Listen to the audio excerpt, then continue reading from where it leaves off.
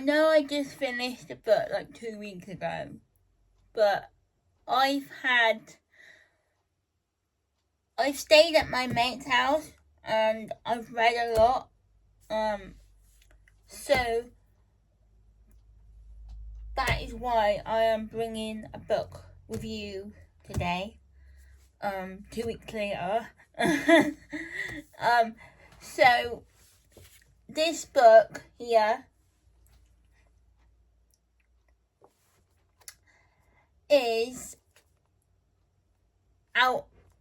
If I could give it out of like 5 stars, like Amazon do, I would give it 5 out of 5 stars because it is beautiful. It is literally the most amazing love story ever. I cried reading it, and I don't usually cry at things like books, you know.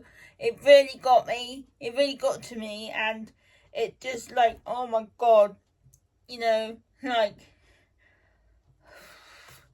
And she writes amazing stuff, guys. I would recommend her to anyone who loves a good love story. So Verity Warren's life has taken a turn she wasn't expecting. Newly single, she finds herself between homes and back in the one she grew up in, with her parents on a cruise and her brother tucked away at his favourite writing spot. She's ready to enjoy some peace and quiet until she walks in on her brother's best friend in a position. Liam Carmichael is crashing in his best friend's room for a few weeks. He's been struggling with transferring back into civil life after 4 years in the army. Nothing could have provided him for the aftermath of time served. But Verity just might be what he needs to silence the nightmares. He's tried to keep his distance from her in the past, but she's always been his biggest weakness. And now it's clear the attraction is mutual. With a global pandemic